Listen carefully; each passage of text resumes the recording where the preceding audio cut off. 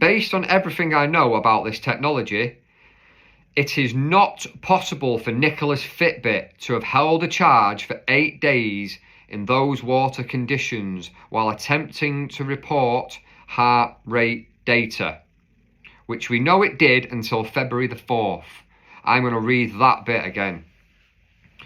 Based on everything I know about this technology, it is not possible for NICOLA's Fitbit to have held a charge for 8 days in those water conditions while attempting to record heart rate data. Good afternoon, good evening, or good morning, depends wherever you are in the world. Welcome back to the channel.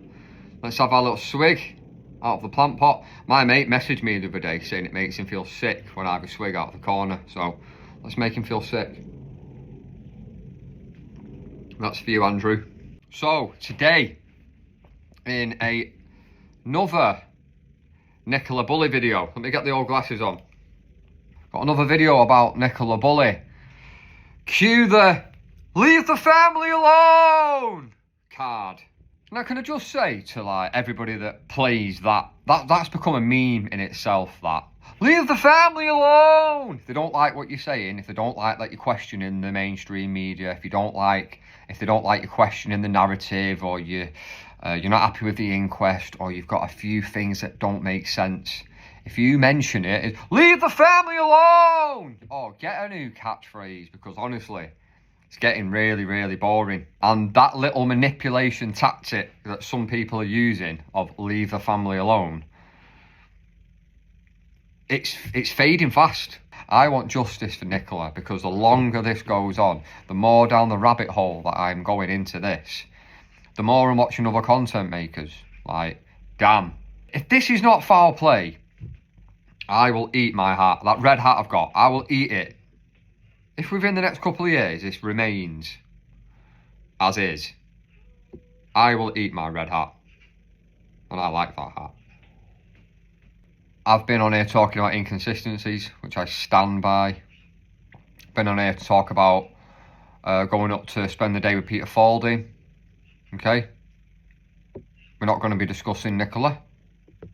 He's got his reasons for that, and he'll let that be known. That'll be out in a couple of weeks' time.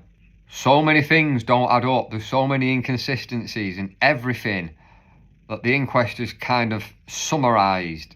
And what I mean by that is, she fell in the river and drowned. Everything surrounding that doesn't compute to that theory. Interviews with certain family members, interviews with friends, experts putting their expertise across. The whole 3-week search doesn't add up. I can't keep repeating myself. Other channels can't keep repeating themselves on it, right? I am not having it that NICOLA BULLEY fell in that river and drowned. I'm not having it for a moment. And I ain't going to be defamatory. I'm not going to start picking names out or saying you did this or you did that. I'm just going to pick out some inconsistencies, okay? With today's video, you can help. You can really help, especially if you're from Wyre, okay? I've been asked in the comments a few times if, do I know anything about the Fitbit kind of information and all that. Anything to do with the Fitbit and how it was still recording heartbeat days later or whatever it may be. I've got no idea. No idea. Somebody said to me, like, could you ask Peter if he's got any experience? And I did say, here's my loom band, by the way. I did say, it's not a question for Peter. We've been having conversations daily about the documentary next week. And I said it's not a question for Peter. Peter's not a Fitbit specialist. He's a search, rescue and forensics expert. Though it did get me thinking about the Fitbit. A few people have mentioned it. And it's something that I never put into my 9 inconsistencies video, which you can find on this channel. I'm going to link it down below. I started looking into this Fitbit and whatnot, and I have come across a letter. So this is a letter that I found online. Now, I don't know if many of you have come across this, but it makes for an excellent read, and you can help. We can help. I can help. Other channels can help. Shout out to some other channels out there. Mind Juice. Been watching a lot of your videos recently, and I mean, aside from, I'm not going to go into the Truman Show and the number 23 and stuff like that. A lot of your research and a lot of the things you pointed out is brilliant work, and I'm glad that you're not leaving it alone. What I would say though, take my advice or don't, you're a bigger channel than I am, is, I mean, you are going pretty heavy with naming people, like police officers and stuff like that, like naming them outright and outright pointing the finger. I'd just be a little bit careful with that. Obviously, you're in the States, you've got the Atlantic Ocean to protect you. I'm quite choice with my words. I live in Cheshire, which is next door to Lancashire. So, yeah, I'm not going to be naming no names in a way of, you did this, you did that. I suspect things, and I've made no secrets about that in the past. But yeah, big up to Mind Juice, great work. Maybe we can get a little collab going, because we share some of the same kind of views, kind of thoughts. Let's not be defamatory. Let's be careful about how we word things, but let's get our point across. I have sent you an email, so check that out from Break the Ice, and maybe we could do some sort of collab video discussing those opinions that we do actually share. I also know that of all the people throughout this whole saga, this NICOLA Bully movie, if you will, it feels like, you've not trusted that person, you don't trust that person, that doesn't sit right with you, they don't sit right with you. I agree with a lot of this. And you're also a big advocate and a big fan of Peter Falding, which is brilliant, because I've been on the phone to Peter quite a lot recently. Got to know him a bit, going doing the documentary next week. Told him about Mind Juice. He has seen your channel, by the way, and he knows that you're supportive of him. So, yeah, you're like me. You've had your suspicions about all these different people, and then you see someone like Peter Falding, and you're like, that is an honest man with integrity trying to do his job. And I noticed how you thought some of the media tried to put words in his mouth, but he's that experienced, he won't allow it. And I do agree with you on some of your points, but let's save that for the collab video, which we will do. Right? Let's get into it properly. There has been a letter sent from a NICOLA Lanier. I'm hoping I'm saying that right. NICOLA Lanier. And it goes like this. Concerning NICOLA Bully's Fitbit data. Yesterday, I wrote to Ben Wallace, the MP for Wyre, as well as the Secretary of State for Defence, with my Fitbit research, and today I got a response back from the man himself. He said he would love to help with my concerns, which we all share, but due to the fact that I am not a Wyre constituent, he can't help me specifically. Right, you see where this might be going. We need some people from the Wyre. I'm calling on Wyre constituents and other concerned UK citizens to act. There's a lot of concerned UK citizens. It's time for us to gather all the research and data that we have on NICOLA's case, not just related to the Fitbit, and bring them to the attention of MPs, the IOPC, which is to do with police conduct, the College of Policing, investigative journalists, I nearly didn't get that one out, and anyone else who has a big enough voice to turn our concerns into action. Below is a PDF of my opinion on the Fitbit, just a letter, which is in PDF form. I'll be attaching all the relevant information. I'll be attaching to this video, okay? Because there is some people out there that can help. Below is a PDF of my opinion on the Fitbit, so far sent to just Wallace and the IOPC, with my more detailed research linked at the bottom. Share it anywhere. Are you a Wyre constituent? Send Mr. Wallace an email and attach the PDF. If you've got concerns and you're from Wyre, Mr. Wallace will help, would love to help, but because the person that's wrote this letter is not from Wyre, they can't. So if you're from Wyre, you can send the letter that I'm going to read to you in a moment to Mr. Wallace on the email, which I'll also attach, as well as other information on the NICOLA BULLEY case. Right. So that's the little introduction to this letter.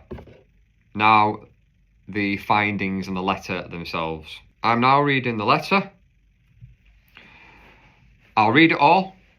There'll be a link to it, and any email addresses that you need will all be in this video.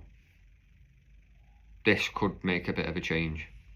It reads, an examination of the Fitbit data used at NICOLA BULLEY's inquest. NICOLA Lancashire, July the 7th, 23. I am a professional writer and director with many years of experience in the technology sector, but first and foremost, I am a concerned member of the public. That makes two of us. 3, 4, 5, 6, hundreds of thousands of us. I've been following the NICOLA BULLEY case since Miss Bulley first went missing, and I've conducted relevant research on the case related to my professional experience. I have serious concerns about the police findings during this investigation as it relates to NICOLA's Fitbit device, as well as the inquest proceedings and verdict, which incorporated data from her Fitbit. My research following the inquest has led me to believe that what happened to NICOLA may have been a criminal matter, and that this possibly must be considered. My biggest concern is that Miss Bulley's Fitbit data was referenced at the inquest as helping to prove that she entered the water at the River Wyre, where she is alleged to have quickly died by asphyxiation due to cold water shock. Having worked for technology companies in director level positions, this person has experience. So having worked for technology companies in director level positions, I can say with certainty that the Fitbit data shared at the inquest does not help to make this case at all. In fact, the data suggests that neither this device nor NICOLA entered the water at all on January the 27th. In fact, the data suggests that neither this device nor NICOLA entered the water at all on January the 27th, or for days or weeks thereafter, and that the device may have been temporarily removed from NICOLA's wrist before being found on her body on February the 19th. I will outline the research behind these possibilities below. This is fascinating. Issue 1. The inquest established that NICOLA's Fitbit detected a heart rate intermittently until February the 4th, 8 days after she is believed to have fallen in the River Wyre.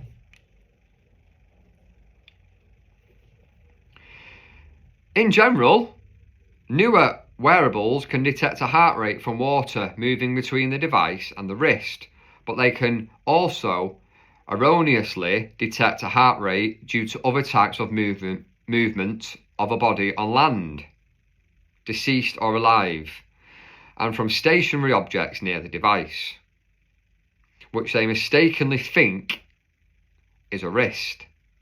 This is because the LED technology that measures heart rate by blood flow in the capillaries in the wrist is not a perfect technology. Anecdotally, people writing on Fitbit's public forums have reported getting heart rate readings for loved ones who are wearing Fitbits after their loved ones had been officially declared dead. Some have stated that their deceased relatives' heart rates were recorded by their Fitbits when their relatives' bodies were touched or moved, example by a loved one or coroner. Others have stated that their Fitbits have recorded high spikes in heart rate while their devices were in their gym bag or on a countertop. One theory about this, unacknowledged by the company, is that the devices approximate a reading of heart rate based on historical averages for that user, even when a person has died. When some kind of movement of the deceased body occurs, and even when a device is not on a living person's wrist, such as in a bag, or on a computer, or on a counter. The Fitbit data on NICOLA's device, which according to the inquest recorded legitimate looking heart rate until 11:48 on January the 27th, and then sporadically until February the 4th, cannot categorically tell us that she fell into the river that morning. The heart rate could have just as easily been detected while the device was on land, on her wrist, or by an object close to the device if it was removed from her wrist. This is especially true given my research on the battery performance of lithium batteries, wearables in cold water, referenced in the next section. In particular, the heart rate readings recorded until 11:45 AM need to be examined more closely. They speak to the possibility that NICOLA may have been alive and perhaps unconscious until this time. Issue number 2. The inquest established that NICOLA's Fitbit held a charge for 8 days while submerged in 3 to 4 degrees Celsius water, and that data was successfully recovered from the device when her body was found on February the 19th.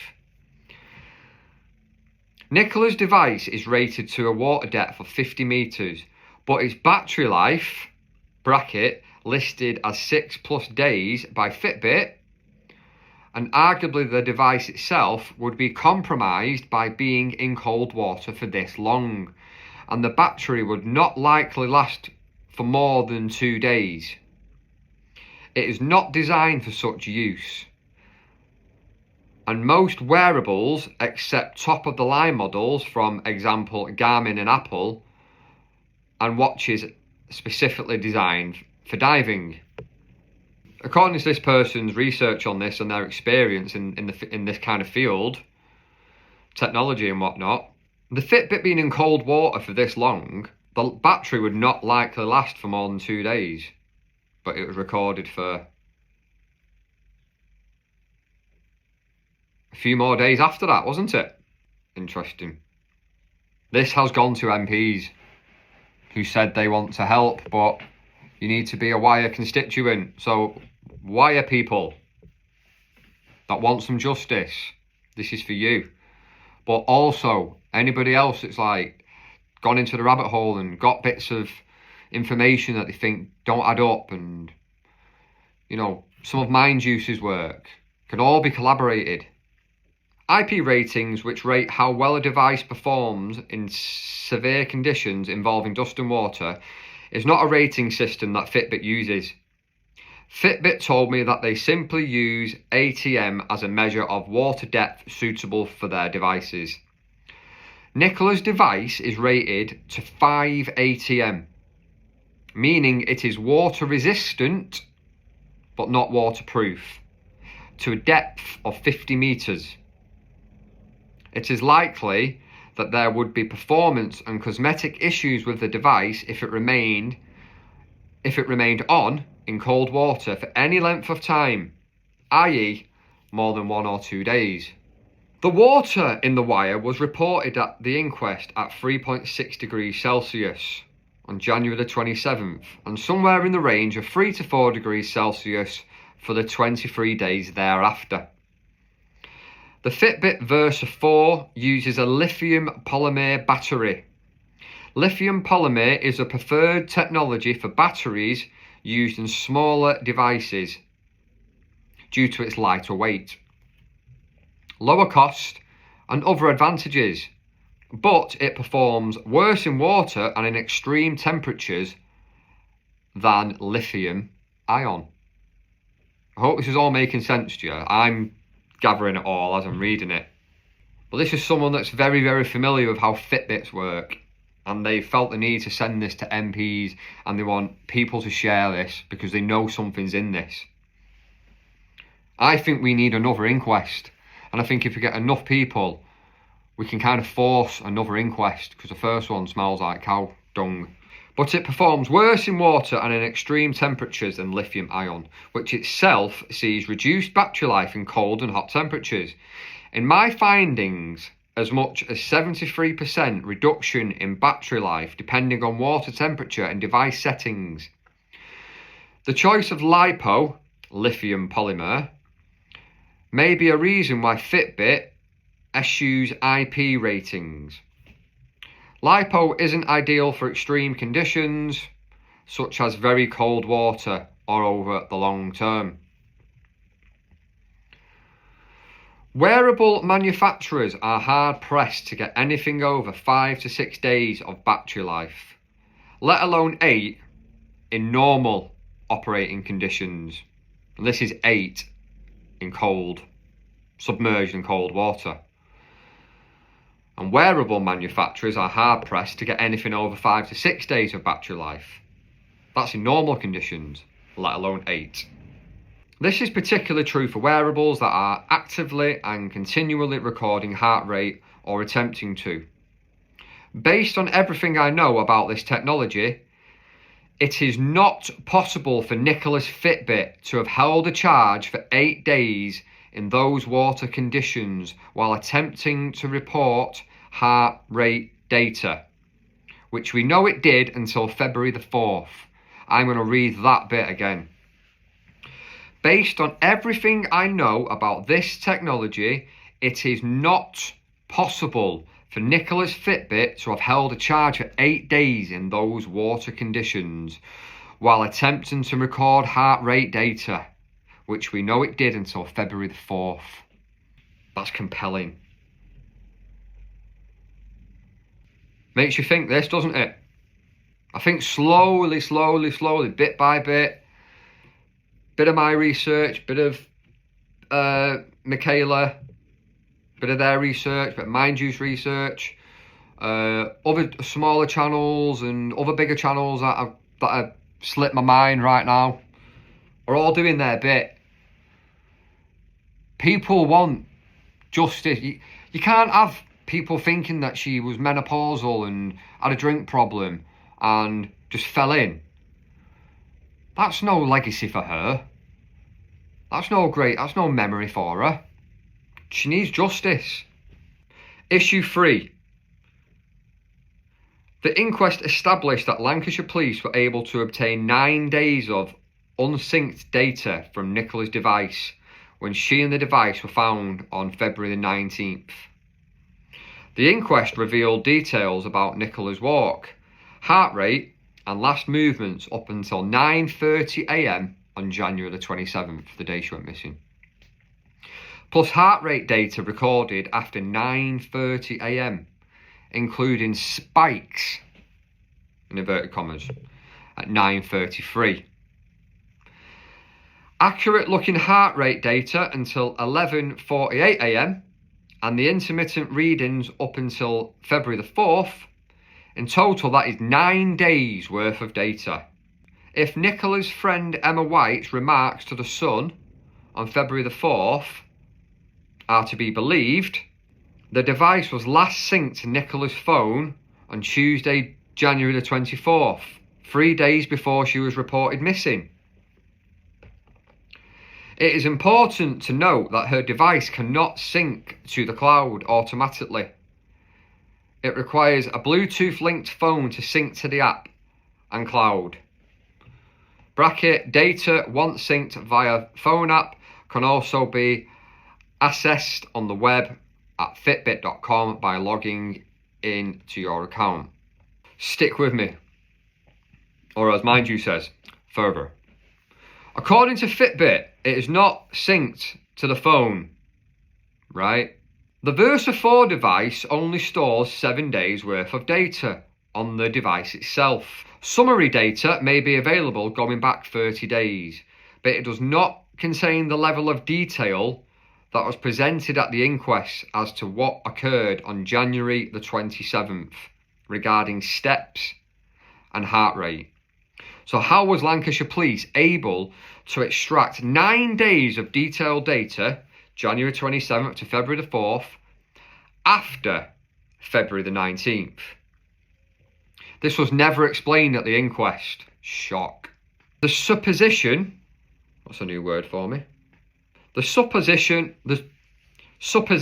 based on the information shared at the inquest is that the device might have been synced to her phone somewhere after her reported date of death, January the 27th, and before she was found, February the 19th. I'm going to read that again. I never quite took that in. Based on the information shared at the inquest is that the device might have been synced to her phone sometime after her reported date of death, January the 27th, and before she was found, February the 19th. Issue number 4. This is a brilliant bit of research and work by NICOLA, or Michael, if you spelt it with an A by accident. The inquest purported that NICOLA's steps were recorded in 15-minute increments. In other words, no further level of detail could be ascertained about her steps in the minutes before she allegedly fell in the river. The inquest purported that NICOLA's steps were recorded in 15-minute increments. In other words, no further level of detail could be ascertained about her steps in the minutes before she allegedly fell in the river. In fact, Fitbit records steps in 5-minute increments, in both the app and on the website. This should allow for a higher level of detail as to what happened between 9:18 and when the device stopped recording data, February the 4th. Here we go. In summary, I feel strongly that the inquest made erroneous assumptions about NICOLA's Fitbit data to tell us that she unequivocally went in the water on the morning of January 27th and rejected, disregarded or failed to explain data that could well prove that she never went in the water at all that morning, or for days or weeks afterwards. Below are questions that I believe need to be re-examined and more thoroughly answered by Lancashire Police in conjunction with the other evidence in this case. Number 1. How did NICOLA's device exceed its official battery capacity by 2 days while submerged in 3.6 degree water? Cold water shortens lithium battery life in wearables by as much as 2 to 5 days and as much as 73%. It does not lengthen it. It is pretty much inconceivable that this device could record data including heart rate for 8 days and be fully recoverable when found. 2. Was the Fitbit and its owner in the water on January the 27th or in the days thereafter? The absence of steps after 9:30 AM on January the 27th and spikes in heart rate around that time cannot prove that NICOLA fell in the river that morning. The absence of steps and presence of heart rate readings until 11:48 AM on January the 27th, as well as additional intermittent heart rate readings until February the 4th, could be due to other factors, namely 1. The device was removed from NICOLA and moved locations, picking up false heart rate readings from its surroundings until February the 4th. Or 2. The device picked up false readings after the death of its wearer in a location on land, while still on NICOLA's wrist. Oh, that just gave me a bit of a shudder. Sincerely, Michaela Lanier, July the 7th, 2023. So, for anybody that's asked me questions about the Fitbit, well, there you go. I have dived into Google. The thank you doesn't go to me, it goes to Michaela Lanier. Great work. Now, here is where your work comes in handy. What I can do, knowing that this community is very pro NICOLA justice, it's very, it's questioning the narrative, it's questioning the inquest, and a lot of people have their theories that something else happened, and we don't believe that she drowned and fell in that river. I know that a lot of my subscribers feel that way and are like-minded. So what I can do is, by finding this letter, and for this person actively saying, please share, please share, please share, they want this to go around. They feel like they've got something, but they're not from Wyre. I've made this video to raise awareness of this letter, because maybe some of you guys can help that are from Wyre, and you can send this letter, which will be linked, to the relevant email addresses, which will all be linked. Go into the description below and you'll see everything that you need to know.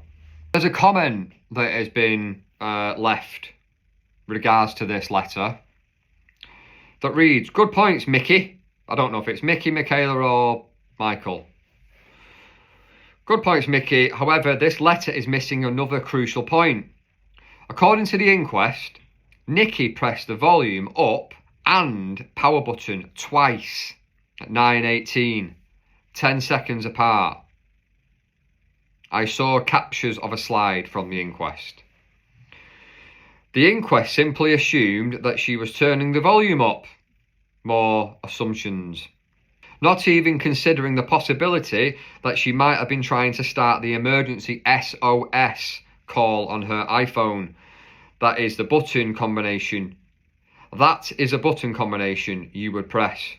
Surely Nikki would not have had any need to press the power button together with the volume up button if she was just trying to increase the volume. Something to think about. Something to think about. Shout out to the author of the letter.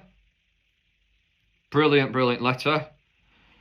Side note, shout out to Peter Falding, who I will be seeing next week. You need to subscribe to the channel because I will be going next week to spend the day with Peter Falding, getting to know the real man, getting to know the man behind the forensic suit, you know, behind the man that's been on TV wearing a tie, talking to the news.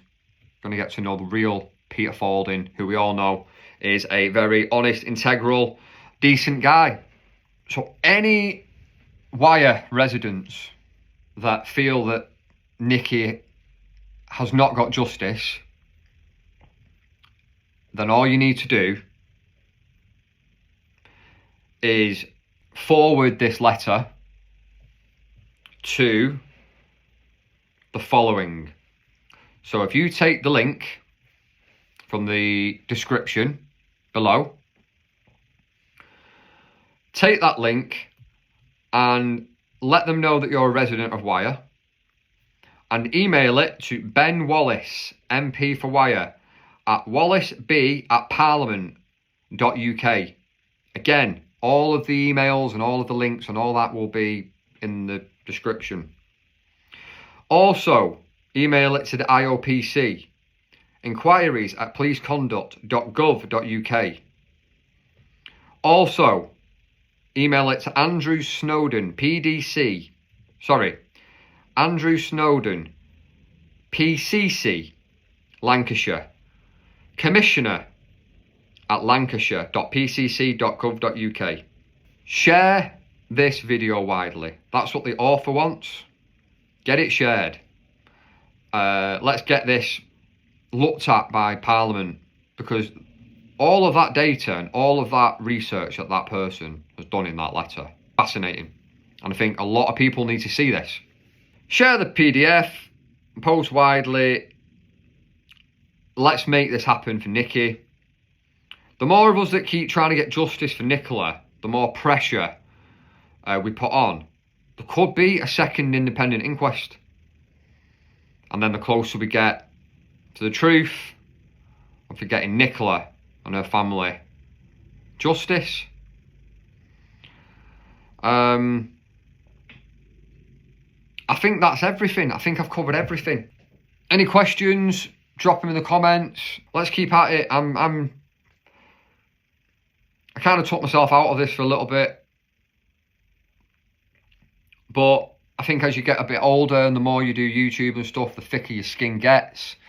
And as long as I'm not being disrespectful and I'm just going off findings and research, then I think this needs to be kept up. She does need justice. She really, really does, and I do not think it's been served. Too many people smell a rat. Too many people smell it, man. If too many people are smelling the same thing, the dead rat is probably quite close. Do you know what I mean? Anyway, thank you for watching. Bit of a long one, but I think everyone needed to hear that. You can help. If you're from Wyre, get this email sent to the right people.